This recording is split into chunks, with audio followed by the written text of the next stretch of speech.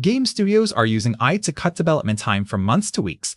Here's how you can use Unreal Engine 5 and AI tools to build profitable games faster than ever. Traditional game development takes 18-24 months. AI changes that. With Unreal Engine 5's built-in AI tools and third-party integrations, studios automate asset creation, level design, and coding. Small teams now compete with AW studios. The ROI, faster time to market, and lower production costs. This isn't future tech, it's happening now. First, MetaHuman Creator generates realistic 3D characters instantly. Second, AI-powered procedural generation creates entire levels automatically.